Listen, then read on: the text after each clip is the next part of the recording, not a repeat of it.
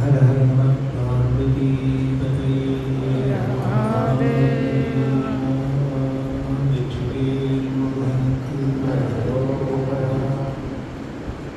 வாக்குண்டாம் நல்ல மனமுண்டாம் மாமலராள் நோக்குண்டாம் நெய்தி உணர்ந்தார் பூக்கொண்டு துப்பார திருமேனி துண்டிக்கையான் பாதம் தப்பாமல் ஷார்வார் தமக்கு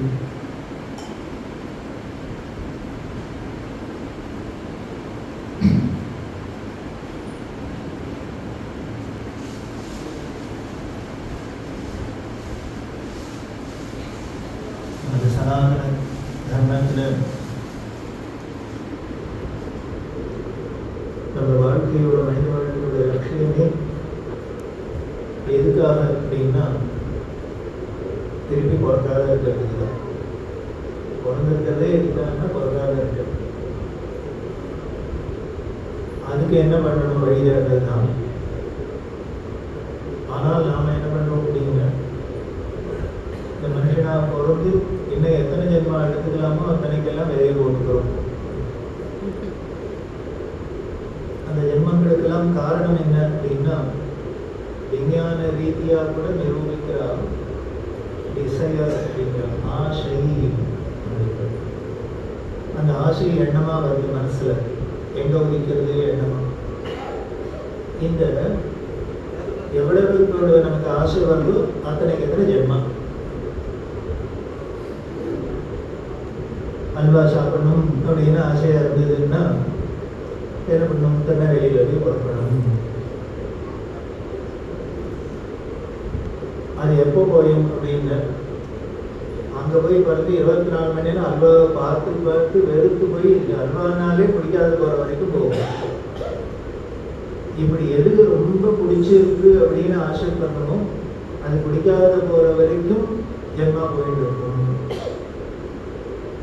அப்போ இந்த பிடிச்சதுங்கிறதுனால ஜென்மா, இப்போ பிடிக்கலைங்கிறதுனால அது என்ன ஆயிடுச்சுன்னு அது ஒரு ஜென்மாவை போகுது. இப்போ அந்த பிடிக்கிறது பிடிக்காதுங்கிறதுல தான் வந்து விஷயங்கள் வருது. அதுதான் ராக வேஷம் அப்படிங்கிறோம். நம்ம சொல்ற இரு பசை அப்படிங்கிறது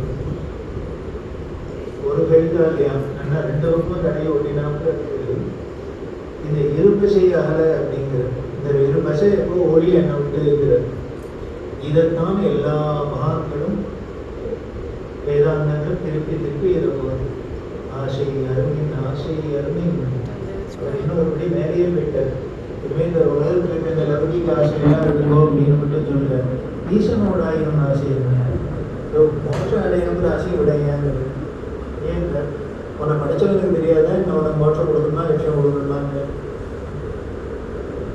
அவரோட ஜூரிஸ்டிக்ஷனை நீ எதுக்கு இன்டர்ஃபியர் பண்ற? தாயாருக்கு தெரியாத குழந்தைக்கு எப்போ பசிக்கும், எப்போ பால் கொடுக்கணும், எப்போ தூங்க வைக்கணும் அவளுக்கு என்ன தெரியும்? குழந்தைய கவலைப்படும். அம்மா ஃபீடிங் பாட்டில் எடுத்துட்டாங்க, பாலை காய்ச்சினால குழந்தை கவலைப்படணும் படாது. அதனால உனக்கு என்ன பண்ணணும்னு அவருக்கு தெரியும் அப்படிங்கிறது. அப்புறம் நீ என்ன பண்ண, நீ எதுக்கு தனியாக ஆசைப்படணும்? அதனால ஈசனோட ஆயினும் ஆசையாக இருக்கணும் அப்படின்னு அவர் சொல்றாரு இல்லையா. இதைத்தான் எல்லா மகான்களும் திருப்பி திருப்பி திருப்பி ஒரே உபதேசம் என்ன, இந்த ராகத்வேஷத்தோடுக்கோ ராகத்வேஷத்தோடுக்கோ பிடிச்சது பிடிக்காதது இதுதான். இது வினை ரெண்டும் வினையாக வந்து மாட்டிக்கிறது. இது வந்ததுனாலே நிச்சயம் உனக்கு திருப்பி திருப்பி ஜென்மாதான். அப்போது அதை கடையிறதுக்கு இதை ரெண்டையும் கொடுக்கும் அப்படின்னு எல்லாரும் பண்ணுற உபதேசத்தை தான் அருணகிரிநாதரும் பண்ணுறது. அதைத்தான் எப்போ பண்ணுற அப்படின்னா அனுபூதி வந்தப்புறம் பண்ணுறது. அதுதான் மகான்களுக்கு நமக்கு உள்ள வித்தியாசம். நாமளாக இருந்தால் என்ன பண்ணுவோம், நம்ம முதல்ல எல்லாருக்கும் உபதேசம் பண்ண ஆரம்பிச்சிடுவோம். அட்வைஸ் தான். ராமகிருஷ்ண பரமஹம்சர் சொல்கிறாரு, கிண்டல் பண்ணுறாரு, எல்லாருக்கும் குருவாக இருக்குதான் ஆசையாக இருக்குது. ஒருத்தனக்கான சிஷ்யனாக இருக்க ஆசை இல்லையா. ஏன்னா அந்த பொண்ணு இந்த பொண்ணு சொல்லிட்டு எவ்வளோ போயிட்டாவோ இல்லையோ. அதனால் அத்தனை பேருக்கும் குருவாக இருக்குதான் ஆசையாக இருக்க வழியோ ஒருத்தனக்கான சிஷ்யனாக இருக்க ஆசை இல்லைங்கிற. அப்போது இப்படி நாம் உபதேசம் பண்ணுறப்படியா அருணகிரிநாதர் பண்ணார் இல்லை.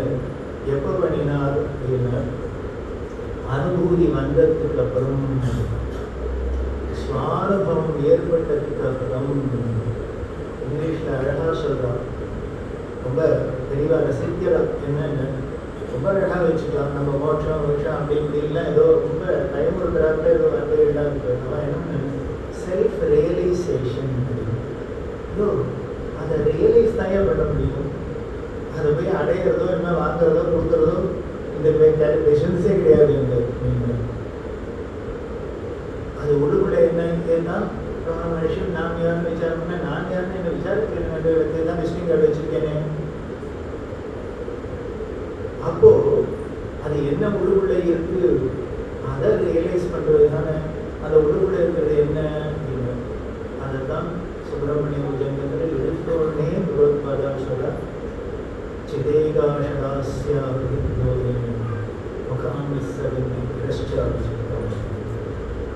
அந்த எந்த பரம்பொருளோ பரமாத்மாவோ அந்த ஜோதி ஸ்வரூபம் அது உள்ளுக்குள்ள உட்கார்ந்து இருக்கு. அது பிரகாசிக்கிறதுனால வெளியில வார்த்தையா வருது அப்படின்ட்டு.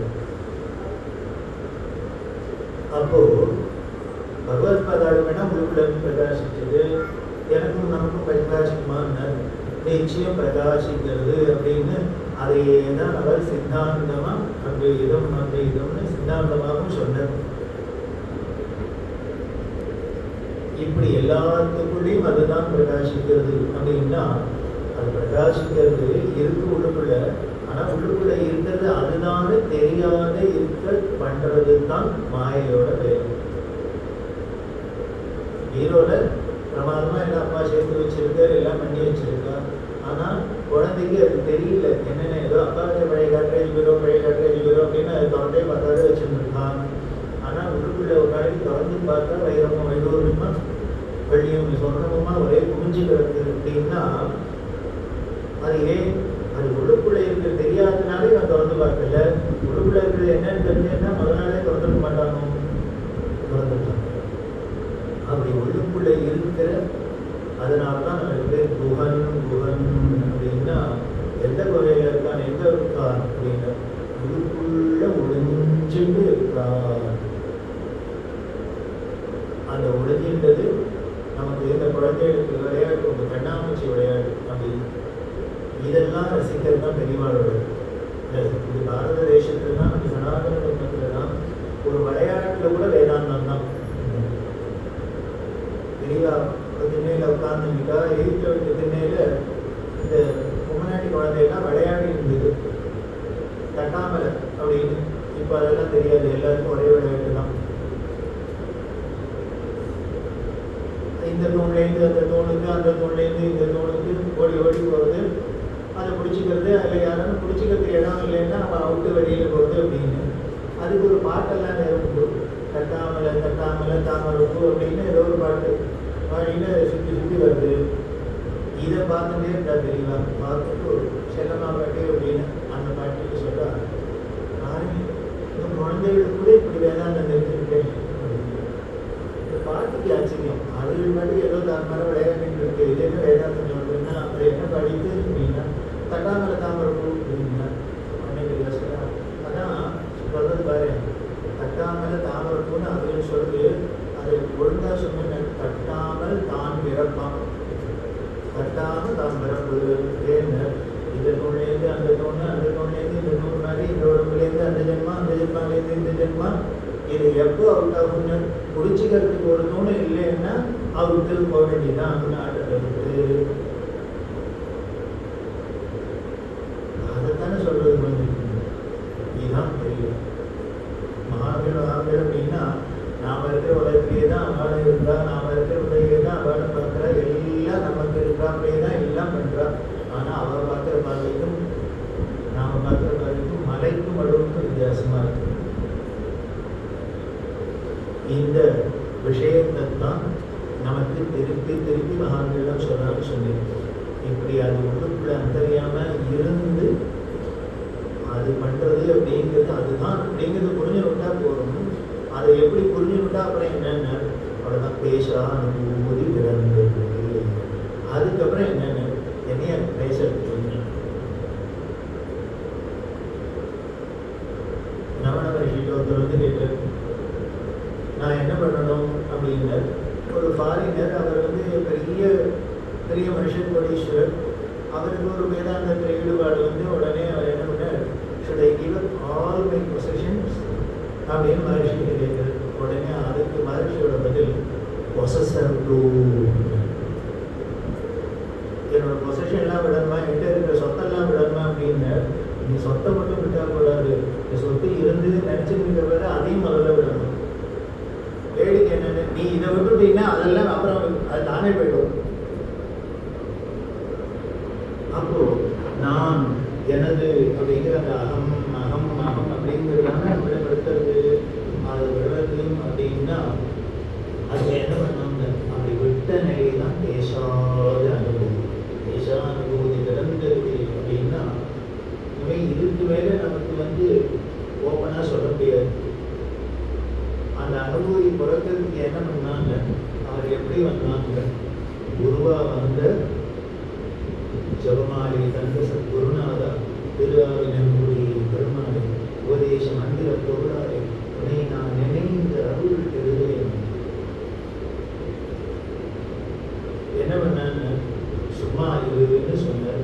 சும்மா இருன்னு சொன்னாலே போராதோ, அப்புறம் எதுக்கு சொல்லறேன்னு வேற சொன்னோம் அப்படின்னு அதுக்கு தெரியவா சொல்றான். வேற ஒன்றும் இல்லை, ஷட்டப் போயிட்டான்.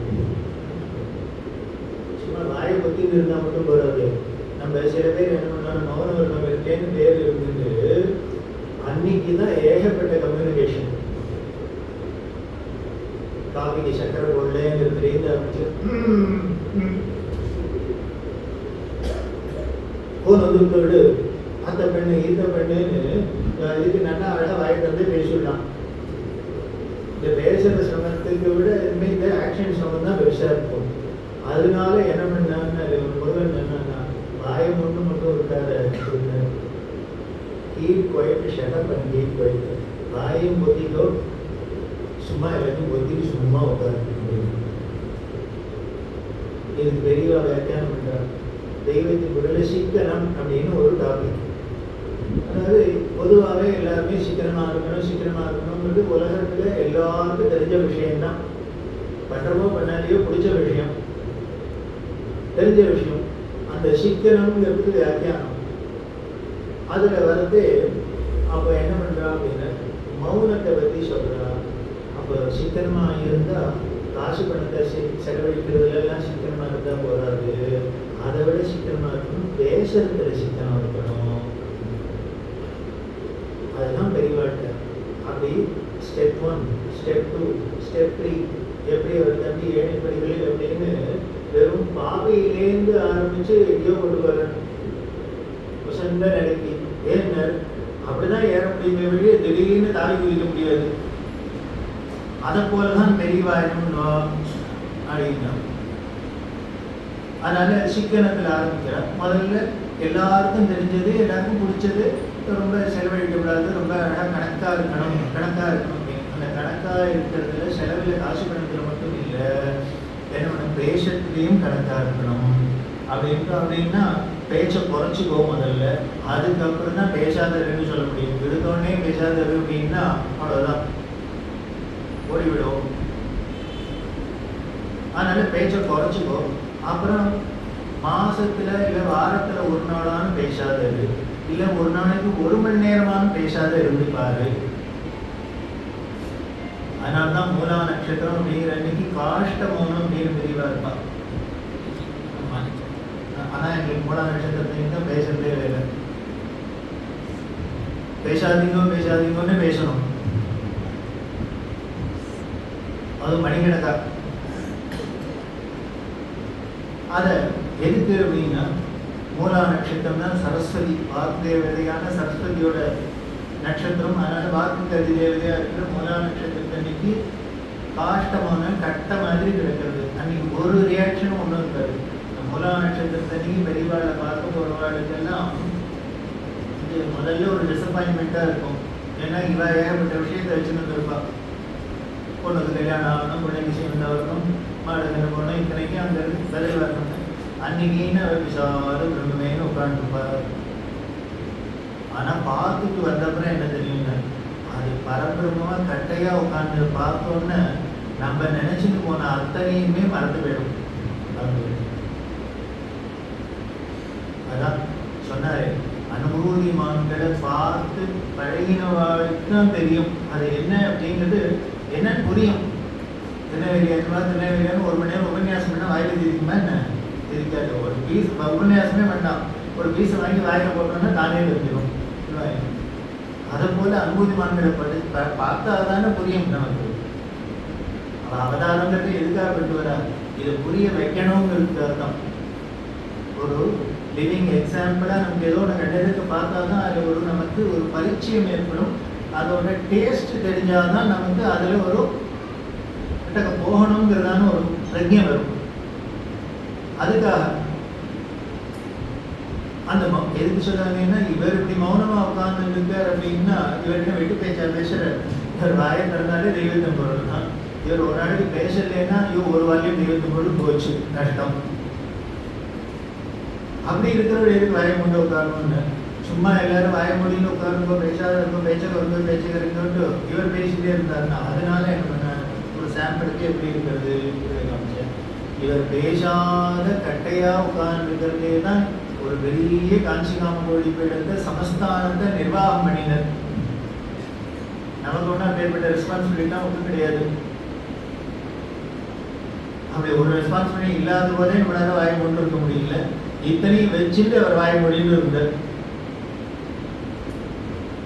அப்படி இரு அப்படின்னா பேச்சை குறைச்சிக்கோ அப்படின்னா அப்புறம் கொஞ்சம் கொஞ்சமாக ஒரு நாளுக்கு ஒரு மணி நேரமாக பேசாத இருக்கிறது, இல்லை மாதத்தில் ஒரு நாள் பேசாத இருக்கிறது. இப்படி இருந்து பார்த்தா அதோட தெரியும் மௌனத்தோட அருமை என்ன, அதில் இருக்கிற சுகம் என்னங்கிறது சொல்ல. அம்மா ஒரு போட்டாரே வார்த்தை பேசாத இருக்கிறதுக்கு அப்புறம் என்ன அப்படின்னு அப்படி ஒரு ஆச்சரியமாக சொல்ற விளையாட்டு சாதாரண ஆள் இல்லை. அப்படி ஒரு ஆனந்தமா இருக்கு. அப்படி இரு அப்படின்னு சொல்லிட்டு அப்புறம் சொல்ல, இப்படி வாயால் மட்டும் பேச்ச குறைச்சா இல்லாத இருந்தா போறாது. அப்ப என்ன பண்ணணும்? பேசாத இருந்தோம்னா தான் உடனே என்ன பண்ணணும்? மனசு ஜம்னு வேலை செய்ய ஆரம்பிச்சிடும். கதை சட்டு மௌனமா இருக்கலாம், உள்ளுக்குள்ள உட்காந்துனோம்னா அது என்ன பண்ணோம்னா கண்டத்துக்கு கண்டத்தாகும். இங்கே உட்கார்ந்துக்கிட்டே திருவள்ளிக்கேணிலேருந்து திடீர்னு சிங்கப்பூருக்கு போகும், அங்கேருந்து நியூஜெர்சிக்கு போகும், அங்கேருந்து உடனே பாலக்காட்டுக்கு வரும்.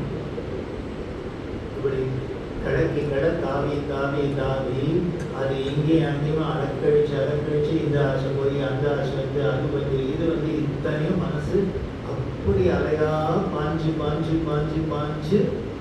நமக்கு எண்ணத்தை கொடுத்து அத்தனை ஆசையை கிளப்பி என்ன பண்ணணுங்க? அத்தனை பொறுமைக்கு ஜென்மாவுக்கு வேலையை கவனிக்கணும்னு போட்டு இருக்கோம். அதனால்தான் அவர் என்னங்க சும்மா இரு சொல்லற, பேசவும் பேசாத, அப்புறம் எதை பற்றியும் நினைக்காத செய்யாத, அது எல்லாத்துக்கும் சும்மா இருந்தாலே அவ்வளோதான். அதுக்குள்ளே எல்லாத்துக்கும் வியாக்கியானம் இருக்கு. ஏன்னா மனசு நினைக்கிறது நெருப்பு எடுத்துன்னா அப்புறம் செய்யறதுக்கு என்ன இருக்கு? பார்க்கறதுக்கு ஒன்றும் இல்லை, கேட்கறதுக்கு ஒன்றும் இல்லை, செய்யறதுக்கு ஒன்றுமே இல்லையே. அங்க அப்படி ஒன்றுமில்லாத போயிடுதுன்னா அப்போ சூன்யமாக இருக்குமா? இல்லை. அப்பதான் என்னென்ன பேரின்பம், அம்மா அந்த ஆனந்தம்.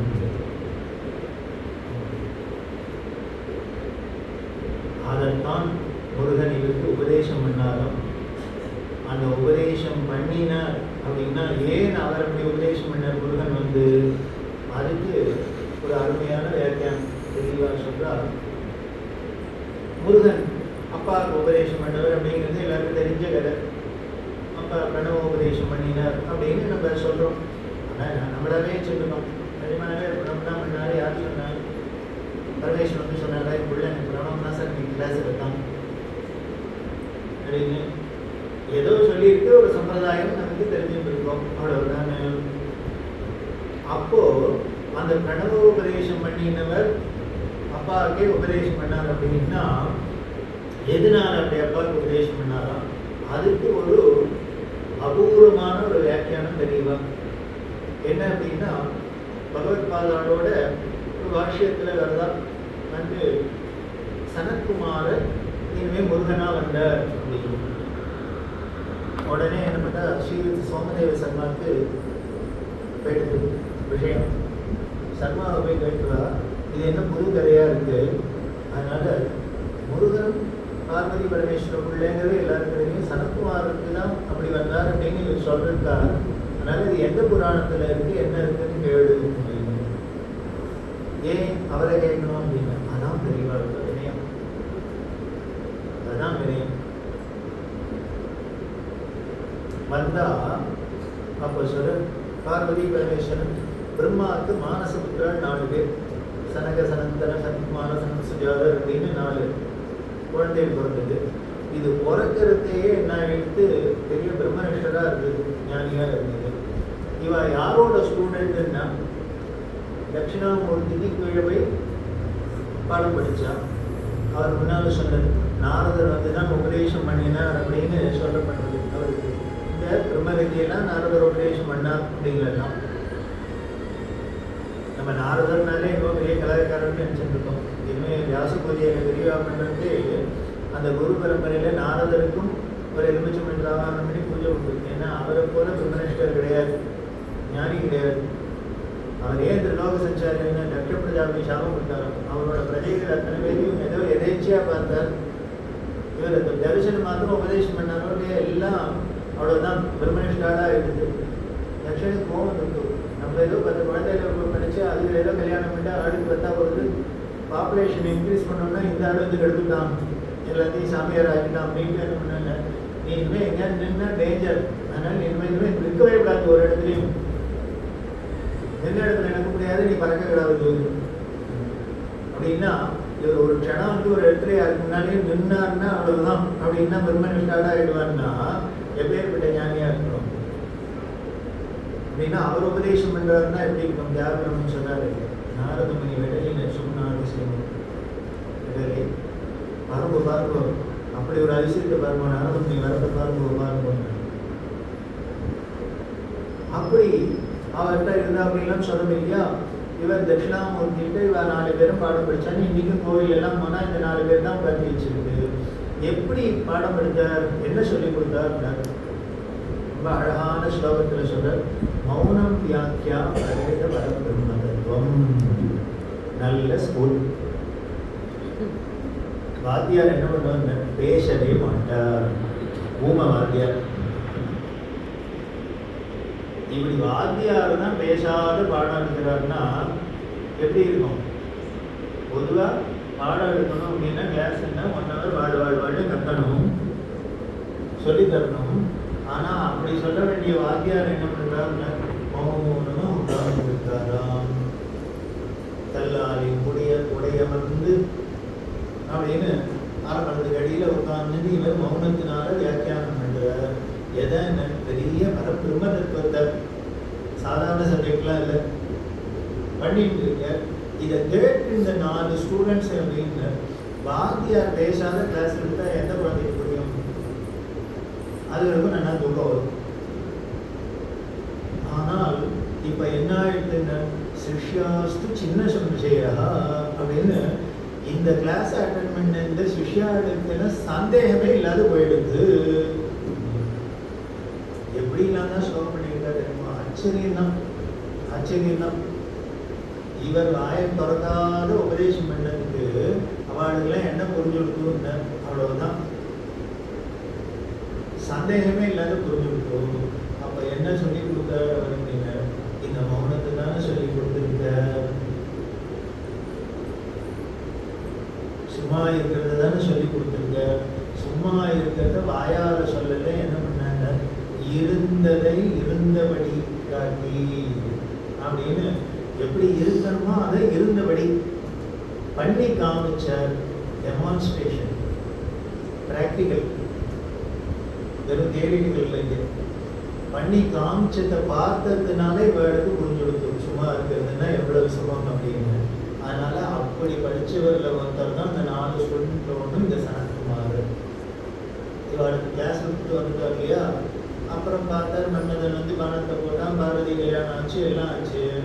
இவரும் என்ன ஆயிடுத்துன்னு பாவம், இவராலையும் சும்மா இருக்க முடியல, உறுதி ஆயிட்டார்.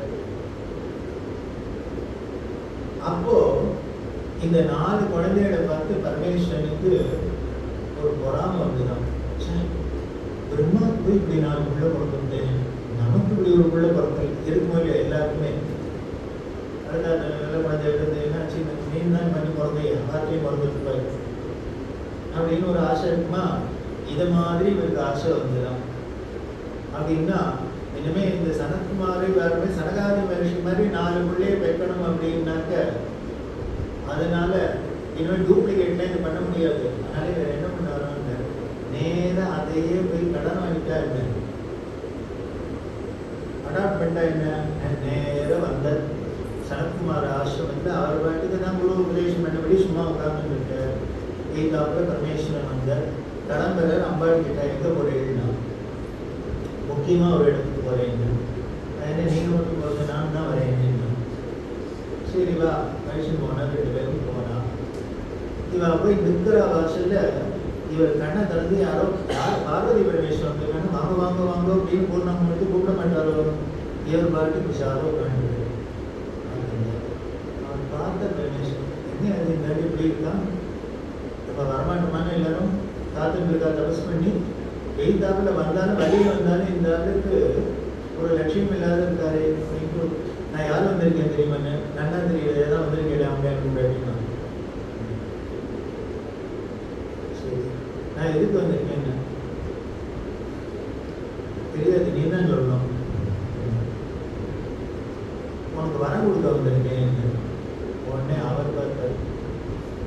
நான் கேட்டேன், நான் பாவம் மெனக்கிட்டு கைலாசத்துலேருந்து அவன் ஏன் பண்ணி வாங்க சும்மா இருக்கிறவனை கட்டி எழுப்பி என்ன வரம் கொடுக்குறேன்னு வந்து நான் கேட்டேன்னா. உடனே அவர் பார்த்தாங்க, நான் யார் தெரியுமான்னு, தெரியுமே ருத்ரன்னு. என் கோபம் வந்தால் என்ன ஆகும் தெரியுமான்னு, தெரியுமே வேதமே தான் பயப்படுறது. கோபம் நமோ பகவதே ருத்ராய் நமஸ்தே ருத்ரமன்யவே. முதல் நமஸ்காரமே உனக்கு என்ன, ருத்ரனே உனக்கு நமஸ்காரம், உன்னோட கோபமே உனக்கு நமஸ்காரம். அப்பேற்பட்டவன் தான் தெரியும் அப்படின்னு. அப்போ விளக்கிட்டு நான் வந்து உனக்கு வரம் கொடுக்குறேங்கிற ஒரு லட்சியம் இல்லாத லட்சியமாக பேசுகிறேன்.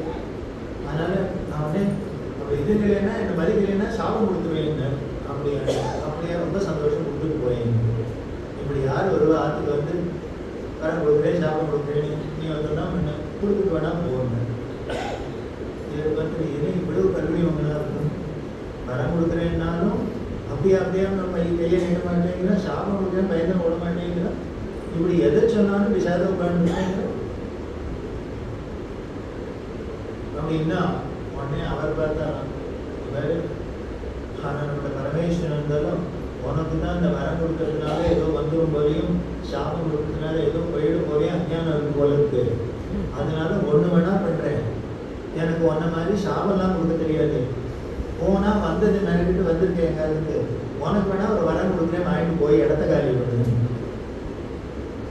பார்த்தா இதுக்காக தானே இப்படி, அதாவது சில பேரை சில தினசாக தான் கிடைக்கணும்.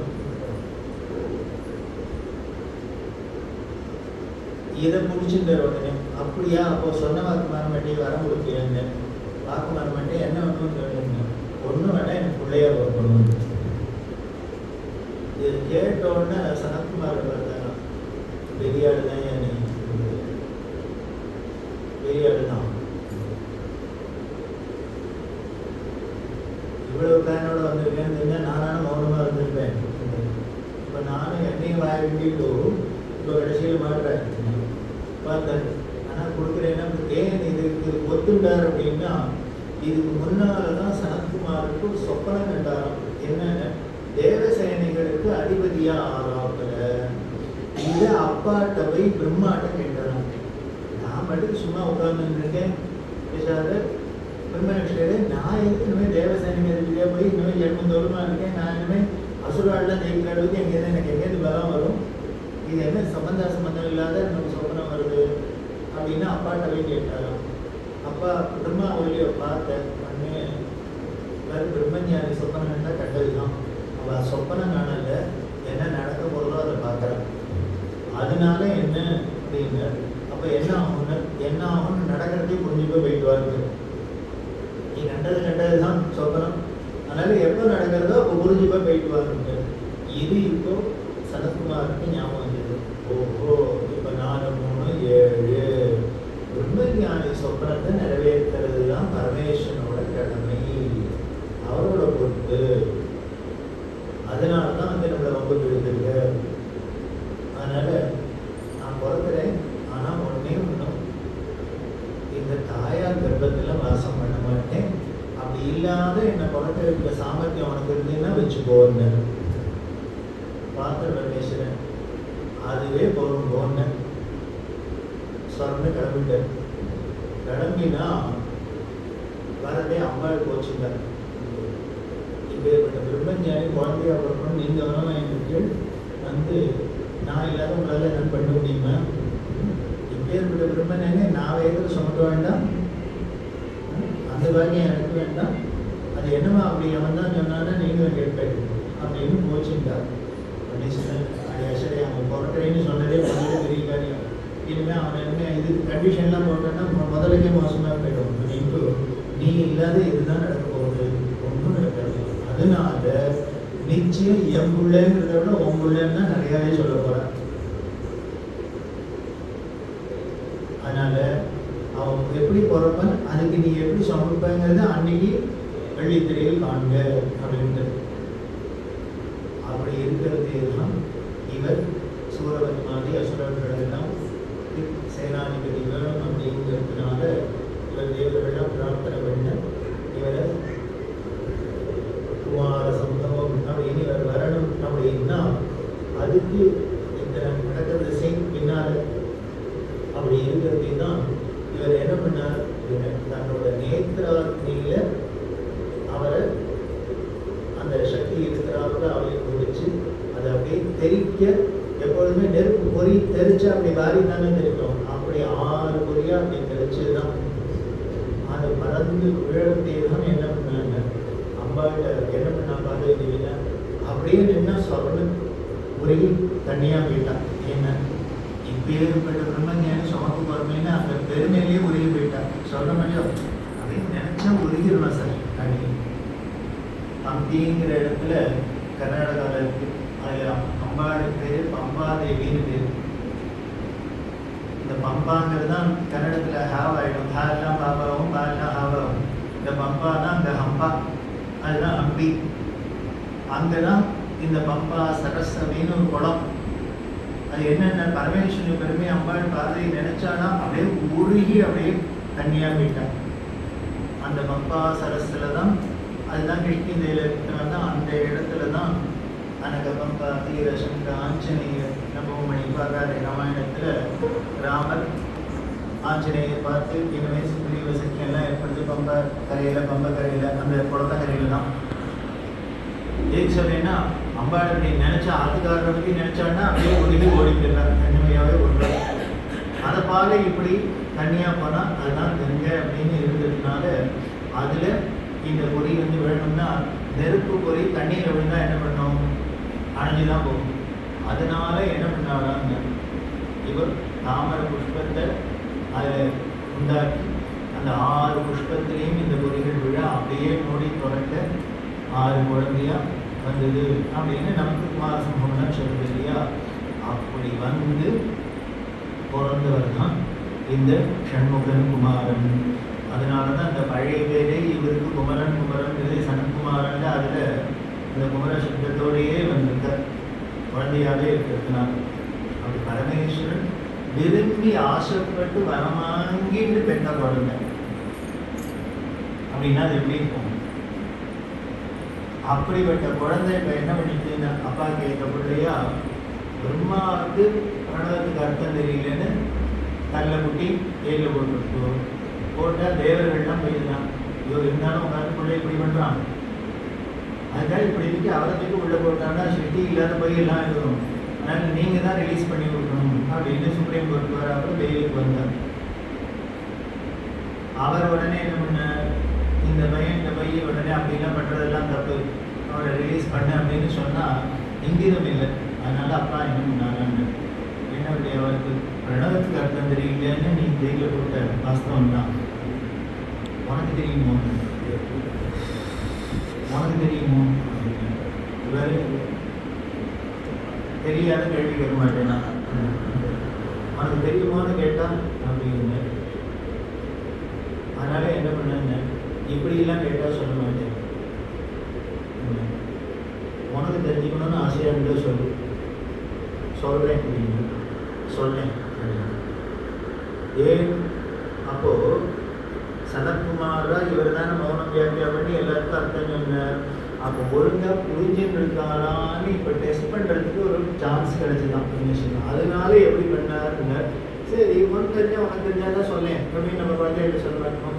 எந்த அப்பா அம்மாவாக இருந்தாலும் நமக்கு தெரிஞ்ச விஷயமா இருந்தால் கூட குழந்தைகள் வாயால கேட்டால் தனியாக அனுப்பணும். இதே டுங்கிள் டுங்கிள் லிட்டிஸ்டாக நம்மளுக்கு தான் பிடிச்சிருக்கோம். இருந்தாலும் குழந்தை சொல்லிக்கிறேன் நீ எப்படி சொல்கிறது பாரு, நம்ம புதுசாக சாகித்யம் எழுதினா ஏன்னா சொல்கிறது நம்ம குழந்தைங்க அது பெருமை ஆனந்தம் ஆனந்தம் குழலினிது யாழினிது என்பது தன் மக்கள் மழை சொல்லி போட்டார். குழந்தையோட மழை கேட்காதவங்க இதெல்லாம் நல்லா இருக்குன்னு போய் கச்சேரி கேட்பாங்க.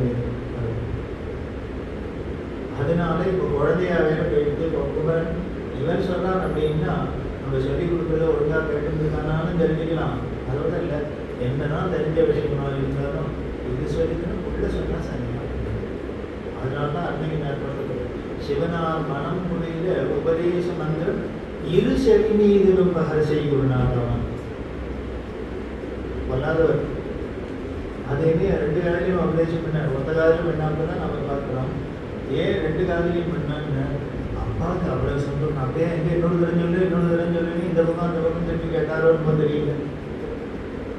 இப்படி இன்டெலிஜென்ட்டாக ஒரு குழந்தை இருக்கேன், இப்படி சமத்தா இருக்கேன். அதனால என்ன பண்ணாங்க, மனமும் குளிர அவரோட மனசு குளிர்றதுக்காக தான் இவர் உபதேசம் பண்ணாரு. அப்பாவுக்கு தெரியலங்கிறதுக்காக உபதேசம் பண்ணாங்க. அப்பாவுக்கு தெரியாத என்ன பண்ணிட்டு போறது. அப்பாவுக்கு வந்து வேணா தெரிய சொல்லும். +2 பாஸ் பண்ணோடனே அப்பாவுக்கு உனக்கு ஒன்றும் தெரியாதுப்பாங்க. இப்போதான் +2 பாஸ் பண்ணியிருக்கான். அது மாதிரியான அவன் இல்லை. அப்படி உபதேசம் பண்ணினத்தை எதை பரபிரம்ம தத்துவம், அந்த பிரம்ம தத்துவத்தை அது என்னன்னு சும்மா இருக்கிறது தான். ஏன்னு பிரம்மனாலே என்ன சும்மா இருந்தால் தானே. நம்மளே என்ன பண்ணோம், யார் இருந்தால் கூட தலைவலியில் கூட ஏதாவது இருந்தால் சொல்லுவேன் யாராலும் சும்மா தான் பிரம்மனேன்னு உட்கார்ந்து தெரிஞ்சிடும். அப்போ பிரம்மனாலே சும்மா தான் உட்காந்துருக்கணும்னு தெரியுது. அப்போ சும்மா உட்காராதே இருந்தோம்னா நம்மளேன்னு தெரியுது. சரி அப்போ சும்மா உட்காராத உட்கார்ந்து இல்லாமல் ஒன்றும் பண்ணாத இருக்கலாமான்னு எதை பண்ணணும், பம்பு பண்ணாத சும்மா இருக்கிறது. அந்த சும்மா பம்பு பண்ணாத சும்மா இருக்கணும் அப்படிங்கிறதுனா இப்போ ஜென்மாவுக்கு விதை போடாத சும்மா இருக்கணும்னா அப்போ என்ன பண்ணணும்னு வேற யாராலும் ஏதாவது பண்ணிகிட்டே இருக்கணும். அப்படி சாதுக்கள்லாம் சேர்ந்து ஏதாவது பண்ணிகிட்டே இருந்தால் நாம் சும்மா இருக்கலாம். எப்படின்னு 72 வருஷமா திருவருட்சம் சஷ்டி கொண்டாடினா என்னென்ன நம்மளாம் சும்மா உட்காந்து வந்து பிரசாதம் சாப்பிட்டு போகலாம். இப்போ அவள் ஏன் பண்ணணும், இப்போ கந்தசஷ்டி பண்ணினதுனால அவளுக்கு ஏதாவது லாபமா, இல்லை பண்ணாத விட்டதுனால ஏதாவது முருகனுக்கு தான் நஷ்டமா, யாருக்கு என்ன வந்தது, எதுக்காக பண்ணுறா, அதுதான் சாதுக்களோட இருக்குது. இந்த சாதுக்கள் மட்டும் என்ன பண்ணுவாங்க, சும்மா இருன்னு சொல்லிகிட்டே அவள் மட்டும் சும்மா இருக்க மாட்டான். எப்போ பாரு தியானம் பண்ணிகிட்டே இருப்பான். ஏன் அதுக்கு பகவத்பாதால் சொல்லிட்டேன். இனிமேல் நாமெல்லாம் ஒன்றும் பண்ணாத சும்மா பிரம்மமாக இருக்கணும்னா அப்போ என்ன பண்ணணும், இந்த சாதுக்களோட போய் சேர்ந்துடணும். சத் சங்கத்தை நிசங்கத்துவம், நிசங்கத்தை நிர்மோகத்துவம், நிர்மோகத்தை நிச்சலதத்துவம், நிச்சலதத்தை ஜீவன் முக்தி. இதுவே ஒரு ஜென்மா முக்தி அடையிறதுக்கு, ஒரு ஜீவன் மோட்சம் அடையிறதுக்கு பகவத்பாதாள் இனிமே வழி சொன்னாலும் ஒருத்தராலே சிம்பிளாக சொல்ல முடியாது. இதில் பார்த்தீங்கன்னா வேடிக்கை என்ன, அது ரிவர்ஸ் ஆர்டரில் எடுத்துன்னு போனீங்கன்னா என்னென்ன, சரி சார் நான் என்ன பண்ணணும் அப்படின்னு கேட்கும்போது எதுவாக இருந்தாலும் சரி எல்லாம் வாஸ்தவம் தான், நான் என்ன சார் பண்ணணும் அப்படின்னா அவர்கள்ட்ட நீங்கள் என்ன பண்ணணும், ஒன்றும் பண்ண வேண்டாம், முருகன் திருவருட்சங்கத்துக்கு வர நேரம் வந்து உட்காந்துக்கும். எதுக்கு, அட்லீஸ்ட் சுண்டல் சாப்பிட்றதுலாம் உட்காந்து முதல்ல சுண்டல் ஆரம்பி, இல்லையா அதுக்கு முன்னாடி கிண்டலில் வேணாலும் ஆரம்பி, அப்புறம் சுண்டலுக்கு வா. அப்போ என்ன பண்ணும் அப்படின்னு வாசலில் நின்றுது, அப்புறம் படியில் ஏற வைக்கணும், அப்புறம் பார்த்தீங்கன்னா கடுப்பில் வரும், இப்படி வரும், இப்படி வந்து கடைசியில் என்ன பண்ணணும்னு மேலே ஸ்டேஜில் ஏற்றிட்டு இதுதான் எங்களோட அனுபூதி. நாங்கள் வாட்டி சும்மா தான் கிடக்கணும் இல்லையா, எங்கேயான ஏதோ கொடிய தட்டின்னு எங்கேயோ உட்காந்துட்டு இருப்போம். அப்படி இல்லாத ஒரு சாதுக்களோட சத்சங்கத்தில் போனது மகான்களோட ஒரு பரிச்சயம் ஏற்பட்டதுனால என்ன ஆச்சு அப்படின்னு இப்படி ஒரு நிலைமை அப்படின்னா, அப்போ அந்த சத்சங்கம் என்ன பண்ணுங்க, நீ பண்ண வேண்டியது சத்சங்கத்துக்கு போக வேண்டியதுதான், அது நீ தான் பண்ணணும். அப்படி பண்ணிட்டீங்கன்னா என்ன பண்ணுங்க, மீதி வேலையெல்லாம் சத்சங்கம் பண்ணிடும். நீ இனிமேல் சாதுக்கள் சங்கத்துக்கு வந்தீங்கன்னா என்ன ஆகிடும், அசத்துக்களோட சேராது போயிடும். அவ்வளவு ஒன்றும் சீரியல் பார்க்கலாம், இல்லை திருப்பூர் கேட்கலாம், ரெண்டையும் சேர்ந்து பண்ண முடியாது. இப்படி எப்போ பாரு திருப்பூர் கேட்டுனே இருந்தோம்னா சீரியல் டிவி தானே ஆத்தவிட்டு போயிடும். இப்படி அசத்துக்கள் போயிடுத்துன்னா, அசத்து நமக்கு அத்தியானம் போயிடுத்துன்னா என்ன, நிச்சய தத்துவம் எது நல்லது எது கெட்டது எது சாஸ்வதம் எது அனித்தியம் அப்படிங்கிற நமக்கு அந்த தத்துவம் புரிய ஆரம்பிச்சது. எது வேணும் எது வேண்டாம் எது நல்லது அப்படிங்கிறது நமக்கு புரிய ஆரம்பிச்சது. அப்படி அந்த புரிவு தெளிவு வந்துருக்குன்னா அதுதான் ஞானம். அப்படி வந்துருக்குன்னா என்ன, ஜீவன் முக்தி. அவ்வளவுதான். அப்படின்னா அந்த மோட்சத்தை அடையணும் அப்படின்னா இனிமேல் சாதுக்களோட சேரணும். அதுதான் நாம் பண்ண முடியும். அதுக்காக தான் 72 வருஷமா இவா பாடுபட்டு இதில் ஏதானும் பாடுபட்டவாளுக்கு ஏதானும் காசு பிரயோஜனம் இருந்ததா, ஏதானும் பண்ணினாலா, லாபத்தை அடைஞ்சாலா? இதுதான் சாதுக்கள். உதாரணம் சந்த மாயதா பிரதிபாவனை சொல்றாரு. சாதுக்களோட குணமே என்னென்ன, உதார குணம் தான். அவளுக்கு என்னென்ன எதுவாக இருந்தாலும் அடுத்த வாழை கட்டி கொடுக்கறது தான். அஞ்ஞானிகளுக்கு என்னென்ன எதுவாக இருந்தாலும் கணக்குன்னு வச்சுக்கிறது தான். இவ என்னென்ன ஞான மோட்சத்தை கூட அடுத்த வாழ்க்கைன்னு கொடுத்துருக்காங்க. அதில் சொன்ன அதில் என்னென்ன அந்த உள்ளுக்குள்ள அந்த மௌனமாக இருந்து சும்மா இருக்கிறது என்ன தெரியுதுன்னு, உள்ளுக்குள்ள பார்வை, நம்ம பார்வை கொடுக்கணும், வெளியில் இருக்கிற பார்வை கொடுக்கணும், உள்ளுக்குள்ள அந்தர்முகமாக போகணும். அப்படின்னா எப்படி சார் போகும்? பகவானா கண்ணை இப்படி தான் படைச்சிருக்கு, வெளியில் பார்க்குறாங்க தான். அது என்ன உள்ளுக்குள்ள பாருன்னா என்னமே திருப்பியாக விட்டுருக்கு. வெப்பனா ஒருத்தர் அதையும் பண்ணிடுற ஒரு சமத்தம் ஒரு டாக்டர் இருக்கார். யாருன்னு மீரா மாதா சொல்றாங்க. என்ன மோரிலாகிய இடத்து குரு சரணனக்கு நீலாகிய பிரபு விவிதரனாக உலகத்தையே மோரே நயனனுக்கு மோரிலாகிய இடத்து குரு. இது அரணாமீனான மகான் அவர் இந்த மீராமாதாவோட பாட்டெல்லாம் தமிழில் பண்ணியிருக்கார். நீங்கள் பார்த்தீங்கன்னா ஒரிஜினல் மீராவோட பாட்டை விட இதுதான் ரொம்ப அழகாக இருக்கு. அதில் நிம்மதி அடைந்தேன், உலகம் மறந்தேன், ஆனந்தம் நான் அடைந்தேன் அப்படின்னு இந்த மோரிலாக்கில் நடக்கும் டிரான்ஸ்லேஷன். அதில் சொல்ல, மலையை குடையாய் தாங்கிய கோகுலம் காத்த கோவிந்தனை அரணமாய் அடைவிய அவன் என் பார்வையை உட்புறம் மாற்றி விட்டான், உல்டா பண்ணிட்டான். யாரு அந்த மலையை கூடிய கோவிந்தன் யாருன்னு, அவன் தான் குருவான். அது என்ன எப்படி கிடைச்சது அதுன்னு ஒன்றும் பண்ணலுக்கான சத்குரு பாதுகை குஞ்சலம் என்மேல் பட்ட போதுதானே. அந்த பாதுகையில் சாத்திந்த ஒரு நிர்மால்யம் புஷ்பம் அந்த பாதுகையிலிருந்து அந்த நிர்மால்யம் நேரம் பட்ட மாத்திரத்தில் என்ன எடுத்துங்க, எனக்கு உலகம் மறந்து போச்சு, உலகம் மறந்து போனதுனால என்ன நிம்மதி அடைந்தேன். இதுலேருந்தே தெரியுது உலகம் ஞாபகம் தான் நிம்மதி இல்லைன்னு. பிறப்பிறப்பாங்கும் கடலில் ஜனம் முழுதும் வற்றி போச்சு, அதை தாண்ட உபாயம் வேடும் கவலை என்னை விட்டு போச்சு. கொட்டி தீர்த்து அந்த குருவோட சரண மகிமையை, இந்த பிரசாத மகிமையுமே இதுக்கு மேலே பவர்ஃபுல்லாக வர்ணிக்க முடியாது. விவசாய சதுஸ்கை விகிரனைக்கு இங்கே தரணனைக்கு அந்த மாதிரி எல்லாரும் பிறவி கடலை தாண்டணும் இன்னும் ஓடம் வருமா, அந்த வருமா, இந்த வருமானம் எல்லாரும் திட்டாதா. எனக்கு இந்த கவலையே கிடையாதுப்பா. ஏன்னு எனக்கு கடல் கிட்டே வெட்டி போச்சு, அதுக்கப்புறம் என்ன தாண்டறதுக்கு என்ன வேணும் வெட்டி பார்க்கறதுக்கு. அப்படின்னா அந்த குருங்கிற ஒரு వ్యక్తి அதோட பெருமை என்ன, அவரோட பெருமை இருக்க வேண்டாம். அந்த பாதுகையிடப்பட்ட குஞ்சலம் படுத்தி பிரசாதம் படுத்துக்கே இத்தனை ஆகிடுறதுன்னா அப்புறம் அந்த பாதுகை பட்டா என்ன ஆகும், அப்புறம் அந்த பாதம் பட்டா என்ன ஆகும். அதனால தான் அருணகிரிநாதர் கேட்குது, குருவா வந்து இன்னும் குருவாய் வருவாய் அருள்வாய். நீ எனக்கு வேறவே முதல்ல ஏற முடியல ஆகுமான யார்ட்டையும் வச்சுக்கோங்க, எனக்கு நீ குருவாவே வரும். அது ஆசைப்படுறவாளுக்கு எல்லாம் வச்சுக்கோங்க, எனக்கு என்ன ஒன்று நீ குருவா வந்து. அந்த குருவா வந்து அப்படின்னா இந்த குருவாய் கேட்டோன்னு ஞாபகம் வருது. கணபதி சொன்ன இந்த குழந்தைகளுக்கெல்லாம் இந்த புஸ்தகத்தை கொண்டு போகுது. இது ரொம்ப வேதாந்தம், அதில் என்னென்னலாம் கண்ட அனுபூதி அப்படின்னாலே அதில் எவ்வளவு வேதாந்த விஷயங்களாக இருக்குது. இதை இந்த குழந்தைகிட்ட கொடுக்குற வயசா இல்லை, இந்த குழந்தை இதை படிக்கிற வயசா, இதை கொடுத்ததுனால என்ன பண்ண போகுது, அப்புறம் பின்னாலே எப்போ அவளுக்கு இது விதை போட்டாக்க என்றைக்கோ ஒரு நாளைக்கு தானே காய்க்கும், வளர்ந்தா தானே காய்க்கும் பழுக்கும் அப்படின்னு.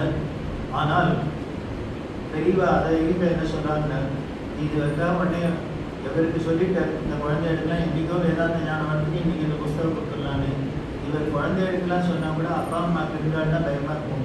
இப்போ இவர் இதெல்லாம் சொல்லிட்டாரு, இந்த குழந்தைகள்லாம் ஏதாவது நாளைக்கு என்ன ஆகிடுமோன்னு பயம் வந்துருமோ இல்லையோ, அதனால அப்பா அம்மா பயப்படாத இருக்கணும்னு சொல்லிடுறேன். தெளிவாக சொல்கிறார். ஒரு சங்கீத வித்வான், அவர் வந்து ரொம்ப நல்ல வித்வான், ஆனால் அவருக்கு அதிகமாக சான்ஸ் எல்லாம் கிடைக்க மாட்டேங்கிறது. அதனால கொஞ்சம் இன்கம் போரல்ல சிரமப்பட்டுருக்கு. அதனால பெரியவா வந்து பெரியவாள்கிட்ட வந்து கேட்டார், ரொம்ப கஷ்டமாக இருக்குது, நானும் வருவா வரத்துக்கு ஏதாவது பெரியவா அனுகிரகம் பண்ணால் தேவையில்லை, உபதேசம் பண்ணும் அப்படின்னா. பெரியவா கிட்ட நான் என்ன உனக்கு உபதேசம் பண்ணணும் அப்படின்னா, உனக்கு பணம் வரத்துக்கு நான் என்ன உபதேசம் பண்ணணும், பெரியவா வாயாலே தானே சொல்லணும் அப்படின்னு. பெரியவா நான் சொல்லுவேனே, உனக்கே தான் தெரியுமே அப்படின்னு. அவர் பார்த்தேன், எனக்கு அது என்னன்னு தெரிஞ்சுன்னா இந்த நாள் நல்ல ஜபமாக பண்ணி இன்னும் நிறைய சேர்த்துருப்பேனே, அதுதான் தெரியலையே அப்படின்னு. எல்லாம் உனக்கு தெரியும் அப்படின்னு அண்ணே. அவர் திருப்புகழ் அனுபூதியெல்லாம் ரொம்ப பரிச்சயம் உள்ளவர். உனக்கு தான் திருப்புகழ் அனுபூதி எல்லாம் தெரியுமோ இல்லையோ பழக்க முடியும், அதெல்லாம் தெரியும் பாடுவேன், அதில் தான் கேள்வி அப்படிங்க. இதை பார்த்து கந்தன் அனுபூதியில் காசு வருதுக்கா, இது ஏதோ கிண்டல் பண்ணுறாருன்னு தெரிஞ்சு விட்டோம். நம்மளை ஏதோ ஒரு பெரியவா நக்கல் பண்ணினாலும் ரசிக்கிறாங்க தான் இருக்கும். எனக்கு போன புஷ்பம் அவர் பார்த்தார், இன்னும் ஒரே வேதாந்த நூல் ஒரே அது பண்ணிட்டு அதில் என்னத்துக்கு இருக்கு அப்படின்னு. ஏன் இல்லை அதில் தான் இருக்கு அப்படின்னு. உடனே கடைசி பாட்டு என்ன அப்படின்னா, அது ரூபாய் உலகாய் இல்லதாய் எங்க அது சொல்லும் அப்படின்னா, அவர் உடனே ரூபாய் உலகாய் இல்லதாய் மறுவாய் மலராய் மணியாய் ஒழிய கருவாய் உயிராய் கதியாய் விதியாய் குருவாய் வருவாய் அருள்வாய் குகை அப்படின்னா. உடனே அரேடா இதில் தான் இருக்கேடா அப்படின்னா, இதில் என்ன இருக்கு உடனே பாரு, ரூபாயை கொட்டிட்டு வரேன், ரூபாய் அருவாய் கருவாய் மறுவாய் 6 ரூபாயை கொட்டிட்டு ஒரே ரூபாய். இது இதை ரொம்ப கிட்டல் தானே, 100 ரூபாயை கொட்டிட்டு வரேன். உடனே பெரியவா சொல்லுவாங்க, அவர் ஏதோ கிண்டல் பண்ணுறாருக்கும் நீங்க பெரியவா சொல்றாரு, இவர் நீ என்ன பண்ணுறீங்க, அவர் அந்த கடைசியை இன்னொரு தூரம் சொல்லு அப்படின்னு அவர் சொன்னார். கடைசியில் என்ன சொல்லுங்க, குருவாய் வருவாய் அருள்வாய் பார்த்தியா கேட்குறார் பாரு அப்படின்னு. உடனே நீ என்ன பண்ணு, அவர் எனக்கு குருவா வந்தால் அனுப்புறதுன்னா அவர் கேட்கட்டும், நீ என்ன பண்ணு இந்த சொல்றதுலாம் குருவாய் வருவாய் அருள்வாய் கோனே வருவாய் அருள்வாய் கோனே வருவாய் அருள்வாய் கோனேன்னு சொன்னேன் அப்படின்னா, வருவாய் இன்கம் கூடன்னு கேட்கணுமா? இதுக்கு மேலே என்ன வேணும், இதை சொன்னேன். இது நமக்கு பரிகாசம் மாதிரி இருக்கு, ஹாஸ்யம் மாதிரி இருக்கு. ஆனால் நிஜமாவே இந்த ரூபாய் சொல்லி யாருக்கான காசு பண்ண வருமான்னு எனக்கு தெரிஞ்சு வரும். ஏன்னு உபதேசம் பண்ணியிருக்கிறது யார், இந்த சுவாமிநாதனோ அவன் தான் உபதேசம் பண்ணியிருக்கு. இந்த அனுபூதியில் யாரை சொன்னாரோ, யார் மௌனமாக இருக்கு சும்மா இருக்குன்னு சொன்னானோ அதே சுவாமிநாதன் தான் இப்படி வந்து நமக்கு எப்படின்னு சொல்றாருன்னா, இந்த குரு வாக்கியம் மட்டும் குரு உபதேசம் மட்டும் என்ன அப்படின்னா, நீங்கள் இனிமேல் அவன் என்ன ஓம் ஸ்ரீம் அப்படின்னு ஃபார்மலாக இருக்கணுங்கிறது இல்லை. அவன் என்ன சொன்னாலும் உபதேசம் தான். சதாசிவ பிரமேந்திராளியா என்ன சிவராமகிருஷ்ணன் அப்படின்னு பெரிய மேத பரமசிவேந்திரன் அப்படின்னு ஆச்சாரியர்கள் அவர்கிட்ட சிஷியராக இருந்து எல்லாரும் என்ன பண்ணாலும் அவர்கிட்ட சந்தேகம் கேட்கறதுக்காக எங்கேயும் இல்லாமல் தேசாந்திரத்திலேருந்துலாம் வருவானா பரமேஸ்வரன் திருவண்ணாட்டில் எழுந்தொழி இருந்தார் ஆசிரமத்தில் வருவானா. வாசல்ல இவர் உட்கார்ந்து இருக்கிற சிஷ்யர் சிவராமகிருஷ்ணர், இவர் மகாபண்டிதர் அவரோட சிஷ்யர். இவர் வரவாடெல்லாம் உள்ளுக்குள்ளே போய் பார்க்கணும், ஆச்சாரியாட பார்த்து சந்தேகம் இருக்கணும்னா அங்கே இருக்கட்டும், முதல்ல இங்கே இறங்கி பதில் சொல்லுவோம், நாங்கள் கேட்ட கேள்விக்கெல்லாம் பதில் சொன்னால் விசா கிடைக்கும் அப்படின்னு இவர் எல்லாரையும் மடக்கி மடக்கி மடக்கி இவரை பார்த்துட்டு பயந்து இந்த சிஷ்யனே இந்த அளவுக்கு இருக்கான உள்ளுக்குள்ள குருட்டு நம்மளால தாக்கு பிடிக்கணும், அப்படியே ஓடி போயிடுவாராம். இப்படியே பண்ணியிருந்தாலாம். இதை பார்த்தார் ஒரு நாளைக்கு இந்த சிவராமகிருஷ்ணன் இல்லாத போது சில வித்வான்கள் அவர் பரமசிவன் சொன்னாலும் இன்னும் உங்கள் சிஷ்யன் கொஞ்சம் கட்டிச்சிருக்கிறாரு, யார் இருந்தாலும் அவனே எல்லாத்தையும் வாயடிச்சு அனுப்பிச்சுடுறான், எல்லாருக்கும் கஷ்டமா இருக்கு அப்படின்னு, நீங்க கொஞ்சம் கட்டிக்க விடாதா இருக்காங்க. உடனே இவன் கூப்பிட்டு எல்லாரும் வாயும் அடைக்கிறேன், உன் வாயை அடைக்காது, இது வரவா வாயில அடைக்கிறேன், உன் வாயை அடைக்காது அப்படின்னா. இதுதான் பரமசிவேந்திரன் கேட்டது. அன்னைக்கு பேச்சு விட்டவர் தான் பண்ணீங்க.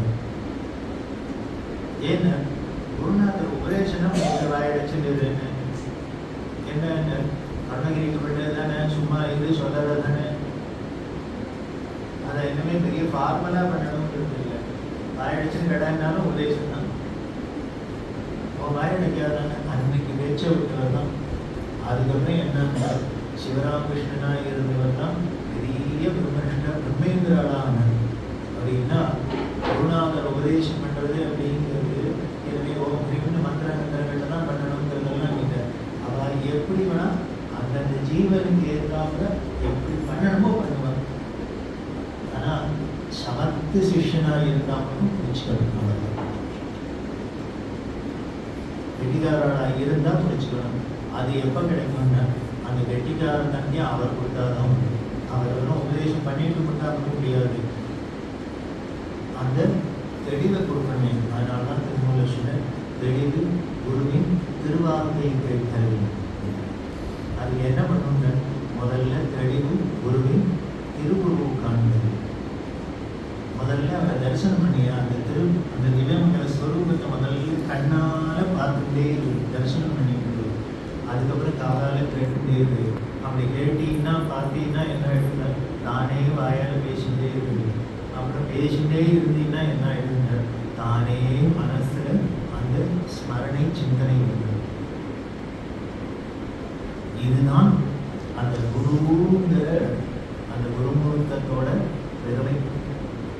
அதனால்தான் முகமச்சத்தில் ஆச்சாரியர் காமாட்சியாக வேணும்னு ஆசைப்பட்டேன். குருமூர்த்தி நமாமி காமாட்சி. அவள் எப்படி இல்லாத குண்டலி குமாரி குடிலே சண்டி சராசர சவித்ரி சாமுண்டே குணினி குஹாரினே குடியே குருமூர்த்தி நமாமி. நீ இன்னும் யோக சக்தியில குண்டலினியா அத்தங்கிற என்னெல்லாமோ இப்படி இல்லாமோ இருக்கு. ஆனால் என்ன எனக்கு எப்படி அந்த அழகான நம்ம கண்ணை எதிர்த்து பார்க்கிறாப்புல நம்ம கைக்கு பிடிப்படுறாப்புல ரீச் பண்றாப்புல குருவா இருக்கு. அது என்ன முக்கியம். அது எங்கேயோ வைகுண்டத்தில் இருக்கோ கைலாசத்தில் இருக்கோ எங்கேயோ இருக்கட்டும், யாருக்கு என்னாச்சு, என்னாலே நிச்சயம் அங்கே போக முடியாது. அது எனக்கு ரெண்டு வருமா அதுவும் தெரியாது. ஆனால் இங்கே குருவா வந்துருக்கேன் அப்படின்னா இது என் கைக்கு எழுவப்படாப்புல இருக்கு. அதெல்லாம் பிடிக்கணும். அதைத்தான் இங்கே சொல்றாரு. அதனால அந்த குருவாய் இருக்கிறார் எப்படி உபதேசம் பண்ணாலும் அது உபதேசம் தான். அதனால அதை என்ன பண்ணுவாங்க, இகத்துக்கு என்ன வேணுமோ அதையும் கொடுக்கும், பரத்துக்கு என்ன வேணுமோ அதையும் கொடுக்கும். இதை கொடுக்கறது என்ன அப்படின்னா எல்லாம் நமக்கு தெளிவோட கொடுக்கும், கிளாரிட்டியை கொடுத்துரும். அவ்வளோதான் பிரச்சனையே. இப்போ இருக்கிற சாமான்கள்னால இல்லை, நமக்கு கிளாரிட்டி இல்லாததுனால தான். அது வந்துருக்குன்னா அப்புறம் என்னன்னு அப்பர் சுவாமி சொல்றார், குனித்த குருவும் கொவ்வை சிவாய் குவன்சிரிக்கும் பனித்த சடையும் பவளம்போல் மேனியில் பால் வெந்நீர் இனித்தமுடன் எழுத்தப்பர் பாதமும் காண பெற்றார் அனித்த விரவையும் வேண்டுவதையும் மாறி. அதாவது இனிமே எனக்கு மனித ஜென்மாவும் வாழணும்னு கேட்ட ஒரே மகான் அவர் தான். ஆனால் பட் ஒரு கண்டிஷன் மட்டும் போட்டார் ஈஸ்வரன். என்னென்ன ஒன்னே ஒன்று மட்டும் கண்டிஷன், நீ எத்தனை ஜென்மா வேணா கொடு, ஒன்னே ஒன்று சிதம்பரத்தில் உன்னை தரிசனம் மட்டும் பண்ணணும், உன் திருவடி தரிசனம் கிடைச்சா போதும். அப்படி இருக்குன்னு நான் தாராளமாக பொறுத்துட்டு போகிறேன், எனக்கு என்ன கவலை இருக்குது. இவர் எப்படி சொன்னாரா, அவர் ஆழ்வார் என்ன பண்ணிட்டார், இதுக்கு மேலே ஒரு படி போயிட்டாருன்னு. பச்சை மாமலை போல் மேலே கமலவாய் கமலச்செங்கன் நச்சுதா அமரநீரே ஆயுதம் கொழுந்தேன் இச்சுவையை தவிர யாண்மை இந்திரலோகமானம் அச்சுவையும் பெருக்க. எவனுக்கு எவனும் இந்திரலோகத்தில் உட்காந்து இருக்கிற அசுரனெல்லாம் உதவ வேண்டு ஒழிஞ்சிட்டு திண்டாடுறதுக்கு தேவையே இல்லை. எங்கள் ஸ்ரீரங்கத்திலேருந்து எங்கள் ரங்கநாதன் வேற அழகாக பார்க்கறத விட தரிசனம் பண்ணுறதை விட என்னவே என்ன இருக்கு இந்திரலோகத்தில், எனக்கு வேண்டே வேண்டாம், நீனே வச்சுக்கோ வேண்டே எனக்கு கேவலம் அப்படிங்கிறாங்க. என்ன இப்படி மகான்கள்லாம் சொல்றா அப்படின்னா, அவ விரும்பி ஆசைப்பட்டது என்னன்னு, இப்படி நம்ம கண்ணை எதிர்க்க அந்த பகவானும் வந்து அனுகிரகம் பண்ணுவர். இந்த சாருக்கிற அவரார் அப்படின்னா சத் சங்கத்தில் நமக்கு ஒரு நாட்டத்தை கொடுக்குன்னா, இதுதான் நம்ம பண்ணின சுகர்தான். நம்ம என்ன நல்லது பண்ணியிருக்கோம், என்ன நல்லது பண்ணியிருப்பாங்க, இதை விட நீ நல்லது பண்ணணும், இதை விட யாருக்கு கிடைக்கும். இருமான் விருப்பங்களோ ஈசன் பல்கணன் தென்னப்பட்டு சிறுமான் ஏந்தித்தனன் சேவடைக்கு ஈசன் இருமான் விருப்பங்களோ. இதுவே அடக்கத்துக்குன்னே பேர் போனவரப்ப சுவாமி அவரோட வார்த்தை என்னங்க, அப்படிதான் நான் மாற வச்சு கர்வத்தோட இருக்கேன். நான் பரமேஸ்வரன் தான் ஆழ்ந்த ஒருத்தனா எண்ணிட்டேன், என்னை கவுண்ட் பண்ணிட்டான். இதை விட என்ன பாரத தேவையில்லை. அப்படி நமக்கு அந்த பக்தங்கிற ஒரு பாக்கியத்தை கொடுத்துட்ட சொன்னாலே பண்டுரையை பொருளிய ராமபக்துரையின முத்திரமையில் எனக்கு சாப்பாட்டுன்ற போட்டு சீல் போட்டு அனுப்பிச்சிடுவோம், என் பக்தன் ராமபக்தன் போட்டு அனுப்பிச்சிடுவோம் அப்படின்னு வச்சுருந்தேன்னா அதுக்கப்புறம் அவ்வளோதான், நான் தான் ஜவாச்சுவேன் அப்படின்னா அந்த பக்தருங்க ஒரு பாக்கியம் கிடைக்கும். அப்படின்னா ஜென்மாந்திர சுகிருதம் இருந்தால் கிடைக்கும். எனவே நாம ஒரு ஜென்மாந்திர பண்ண சுகிருதலை நம்ம பரம்பரையே பண்ணின சுகிருதம் இருந்தாலே வெளியே இப்படி இல்லாமல் ஒரு பாக்கியம் கிடைச்சிடாது. சர்வ நிச்சயம் அந்த பாக்கியம் நமக்கு இருக்கு. அப்படி ஒரு உத்தமமான பரம்பரையில தான் நமக்கும் ஒரு ஜென்மா கிடைச்சிருக்குங்கிறது.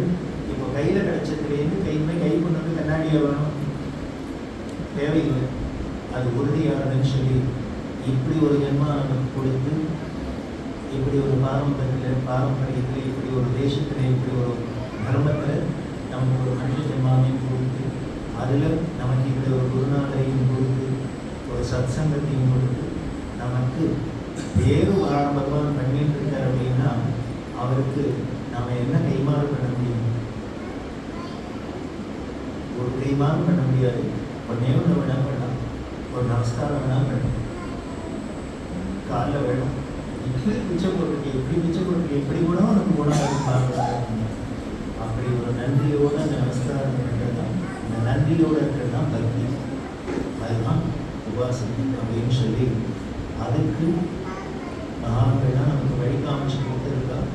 அதைத்தான் தந்த அனுபூதியாக அவர் தன்னோட அனுபவத்தை சுவானுபவத்தை நமக்கு வார்த்தையில் படித்து கொடுத்துருக்க. அதே தான் பகவத்பாதாடு சுப்பிரமணிய விஜங்கம் அப்படின்னு அந்த சரித்திரத்தில் சொல்லுது. பகவத்பாதாடுக்கு அபிநவ புத்தர் அப்படிங்கிற செய்வனை பண்ணினதுனால, அபிச்சாரம் பண்ணதுனால ஆச்சாரியாருக்கு உடம்பு சரியில்லாத போய் கோகர்ண நட்சத்திரத்தில் இருக்கிறதே பரமேஸ்வரன் கையில் விபூதியை கொடுத்து, ஜெயந்திபுரம் அப்படின்னு சொல்லக்கூடிய திருச்செந்தூர்ல என் பிள்ளை இருக்கான், அவன்கிட்ட போய் வியாதியை தீர்த்துக்கோன்னு சொல்ல ஆச்சாரிய அடங்க வந்து சுப்பிரமணியம் அதில் ஆச்சாரியே சொல்ற, அதில் பகவத் பத்திர பூதி அப்படின்னு அந்த பன்னீர் இலையில தான் அந்த விபூதி கொடுப்பான். ஆச்சாரியால் என்ன பண்ணார் அப்படின்னு, இனிமேல் நீ அந்த விபூதி இலையை வாங்கி நெத்தியெல்லாம் எடுக்க வேண்டாம். என்ன பண்ண, யார் வீலையான அந்த விபூதி இருந்தால் நீ பார்த்தாலே போடணும். க்ஷணாத்தாரகாரே, ஒரு க்ஷணம் நீ அந்த பன்னீர் இலை விபூதியை பார்த்தாலே போச்சுன்னு. அப்படின்னா எப்பேற்பட்ட ஒரு மகிமை வாய்ந்த ஒரு க்ஷேத்திரமாக இருக்கணும், மூர்த்தியாக இருக்கணும், அந்த பிரசாதமாக இருக்கணும். மந்திரமாவது நீடு, வானவர் நேரத்து நீடு, சுந்தரமாவது நீடு, துதிக்கப்படுவது நீர், முக்தி பெறுவது நீர், முனிவர் அணிவது நீர், சத்தியமாவது நீர், தக்கோருவது. இனிமேல் நெத்தி கேட்டுக்கிற ஒரு சாமானுக்கு இனிமேல் விபூதிக்கு பெருமை வந்தாப்பல விபூதிக்கு பதிகம் பாடினா கூட வேற ஒன்றுக்கும் கிடையாது. திருநீற்று பதிகம் அப்படின்னு ஞான சம்பந்த பெருமான் அந்த மீனாட்சி சுந்தரேஸ்வரோட விபூதியோட பெருமையை சொல்றார் அப்படின்னா, அந்த விபூதி அதுதான் முருகன் பிரசாதமாக நமக்கு கிடைக்கிறது. அதை பார்த்தாலே நம்மளோட ஜாதி எல்லாம் போயிடும் அப்படின்னு சொல்ற. அப்படி இருக்கக்கூடிய அந்த பிரசாதம் நமக்கு கிடைச்சிருக்கு. அதை நெத்தி முழுக்க 8 கிராமில் உதாரணத்துக்கு 8 கிராமில் நமக்கு ஒரு ஜென்மா கிடைச்சிருக்கு அப்படின்னா இதை விட என்ன நமக்கு கேரண்டி வேணும் அப்படின்னு சொல்லி அந்த கந்தர் அனுபூதி சுப்பிரமணிய ஜங்கத்தை என்ன சொன்னாப்புல மிஞ்சி போனால் 13 நிமிஷம் 15 நிமிஷம் ஆகும். இது 15 நிமிஷம் செலவழிக்கிறதுக்கு கூட நமக்கு ஒரு நாளைக்கு 24 மணி நேரமே இல்லைன்னா அவ்வளோதான். அப்புறம் அப்படி ஒருத்தராலையும் ஒன்றும் பண்ண முடியாதுன்னு இருக்கும். அவசியம் பாராயணம் பண்ணும். இதைத்தான் நமது ஒருவன் திருவள்ளுவர் சங்கத்தில் இப்படி ஒவ்வொரு வருஷமும் ஒவ்வொரு விழா மலர் அப்படின்னா, பொதுவாக சாவனையில் அப்படின்னா விழா மலர்னா அதில் ஒன்றும் இருக்காது. திரும்பினோடெல்லாம் அட்வர்டைஸ்மெண்ட் தான் இருக்கும். நமக்கு ஒரு பிரயோஜனமும் இல்லை. அப்படி இல்லாத இப்படி இந்த ஸ்லோகங்கள்லாம் நமக்கு போட்டு கொடுக்குறாங்க அப்படின்னா அது கணேசன் சாரை பற்றி சொல்லவே வேண்டாம். பகவான் சில பேர் இதுக்குன்னே பழக்கம் அப்படி ஒரு व्यक्ति அப்படின்னு சொல்லி அந்த ஸ்லோகத்தை பாராயணம் பண்ணியிருக்கோம். அதுவும் இந்த சுப்பிரமணிய ஜெயந்திக்கெல்லாம் வியாக்கியானம் பண்ணியிருக்கிறது மகா இது சாதாரண விஷயம். வேதியோ சசிகள் அப்படின்னா பெயரை கூட சொல்றதுக்கு எல்லாரும் பயப்படுவார். அப்பேற்பட்ட மகான்களெல்லாம் பண்ணியிருக்கா அப்படின்னா அந்த அர்த்தத்தோடு தெரிஞ்சுன்னு படிக்கிறதுக்கு நம்மள அறியாத மனசு தானே ஈடுபடும். நமக்கு பெரிய நம்ம சனாதனத்தில் வந்து ஒரு பெரிய கஷ்டம் என்ன அப்படின்னா எல்லாத்தையும் அர்த்தம் தெரியாத நம்ம வச்சதுனாலதான் ஒரு பெரிய ட்ராபேக்காக இருக்கும். அது தெரிஞ்சது அப்படின்னா யாராலும் விஷயம் இருக்குது அப்படின்னா அதோட வேல்யூ தெரிஞ்சுன்னா யாராலும் விட்டுருவாடா, விடவே மாட்டேன் குடிச்சுப்பாங்க. அதனால அந்த குழந்தைகளுக்கு அர்த்தமும் தெரிஞ்சுக்கணும் அப்படின்னு அர்த்தமும் கூட்டு எல்லாம் பண்ணியிருக்கோம். இந்த புஸ்தகம் எல்லோருக்கும் பயனுள்ளதாக இருக்கு. அந்த பகவானோட பக்தியை வளர்த்து அந்த குருநாதர் எப்படி இருக்காரு அப்படின்னா ஜாகிரபதி நான் எழுதியிருக்கேன். பஞ்சாயதன பூஜைன்னு பஞ்சபூதங்கள் அப்படிங்கிறோம். பூமி, ஆகாயம், அக்னி, நீர் எல்லாம் சொன்ன வாயு, இந்த பஞ்சபூத தத்துவங்களை தான் இந்த 5 பஞ்சாயதத்தில் 2 தேவதைகள், பூமிக்கு கணபதி அவையெல்லாம் ஆரம்பிச்சு சொல்றது. ஆனால் பகவத் பாதா இந்த 5ஓடு சேர்த்து 6ஆவதா முருகனையும் சேர்த்தார். எதுக்கு அப்படின்னா இந்த 5 பரபிரம்ம தத்துவங்கிறது சொல்றதுக்கு ஒரு குரு வேணுமே. இல்லைன்னா நமக்கு பூமி கல்லாக தான் தெரியும், ஆகாயம் தான் தெரியும், நெருப்பாக தான் தெரியும். இதுதான் அந்த பரபிரம்மம், அதோட சக்தி தான் அப்படின்னு புரிஞ்சுக்கணுமே. சொல்றதுக்கு யாரோ ஒருத்தர் வேணுமே. அப்படி இருக்கிற அந்த குருஸ்வரூபம் தான் முருகனம்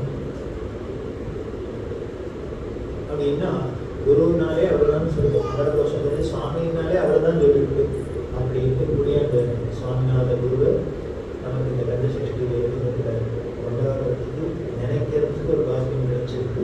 அதில் தான் இந்த புஸ்தகத்தை பிரிண்ட் பண்ணி எல்லாருக்கும் கொடுக்குறோம்.